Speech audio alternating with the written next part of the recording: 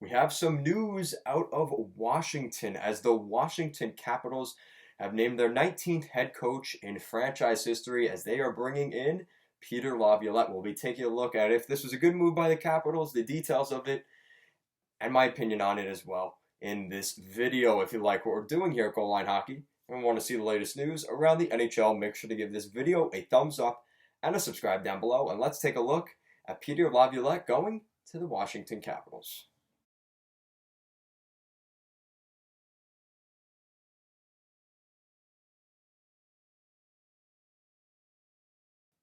So the Washington Capitals make a move, as we've been talking about over the past couple of weeks, they've been talking about bringing in their next head coach to replace Todd Reirden. Now, remember, back in 2018, Washington Capitals captain Alexander Ovechkin was lifting the Stanley Cup. And now 2 years later, they have a new head coach and a little bit of a different culture. Now, the team is primarily the same. You've got Alexander Ovechkin, Nicholas Backstrom, John Carlson on the back end, guys like TJ Oshie, and then the roster starts to thin out from there, specifically on the blue line. And that was a big issue for the Capitals. There was even people talking about how, the Washington Capitals farm system is probably one of the worst in the league.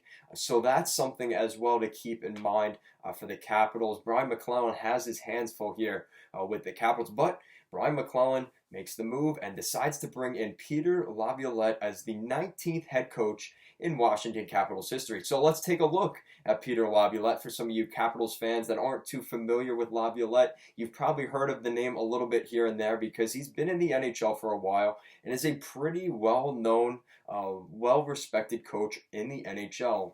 He started off with the New York Islanders. He was the head coach of the Islanders for a couple of seasons with the Carolina Hurricanes next, where he ended up winning a Stanley Cup in that tenure in 2006 with the Canes. He would go on to be the head coach of the Philadelphia Flyers. Found some pretty mild success, helped them get on that cup final run in 2010, where they inevitably lost to Patrick Kane and the Chicago Blackhawks. And then he would go up to the Nashville Predators, and once again in the Stanley Cup final, he would get them to the final in 2017. They did not win a Stanley Cup, but let's remember here, this is now three teams.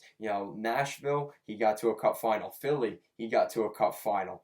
And Carolina, he got to the cup final, and he ended up succeeding and winning that Stanley Cup. Now, it's been over 10 years since he won that Stanley Cup, but he has plenty of experience, and the Capitals were talking about how they want a head coach that has experience, and they are definitely getting that in Peter Laviolette, a well-respected coach, someone that these veterans on the Capitals will, look up to and respect, and we're definitely going to see that here with Laviolette. He's going to create structure for this team, and he's a good coach in terms of his ability to create structure with a hockey team. He's been able to do that for the past 20 years in the NHL. Going into next season, this will be his 20th season coaching in the NHL. So pretty crazy for Peter Laviolette. This is a good move by the Capitals, in my opinion. I think the Capitals get a very solid, very veteran-esque, well-experienced head coach here.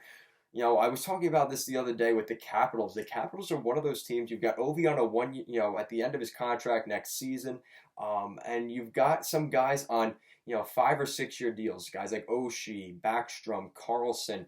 They're fairly nice contracts, but in the next 2 or 3 years, I think the Capitals will have to, at the very least, start to look at the rebuild, because I think they will start to look a little bit older, a little bit more aged, and me even bringing up the R word there in Washington might even scare some people, but that window isn't closed quite yet. I think Peter Laviolette definitely adds a spark to that Capitals group. But let's be honest here, the Capitals, as every year goes along, we're going to start seeing them kind of look like where the Boston Bruins are at, and hopefully they have the system that the Bruins had to kind of replace those guys. That's something, like I said in the beginning, I'm a little bit concerned with the Capitals because their situation, in between the pipes seems to be pretty solid as long as Ilya Samsonov is healthy and we're able to recover from that freak accident. As long as he's able to recover from that, I don't think it's be an issue for the Capitals. But as of right now, the group is looking stretching thin on the blue line specifically, and that's something that they're going to have to address here if they want to continue to be a contender. So let me know in the comment section down below, what do you think of this hiring, bringing in Peter Laviolette as the 19th head coach in Washington Capitals history? Let me know in the comment section down below. And if you like what we're doing here at Goal Line Hockey and want to see the latest news around the NHL, make sure to give this video a thumbs up and a subscribe down below. Make sure to check out our Patreon at Goal Line Hockey for exclusive post-game recaps as well as a weekly podcast. Make sure to check that out. Make sure to check out our Instagram and Twitter at goalline_hockey. Thank you for watching and have a great day.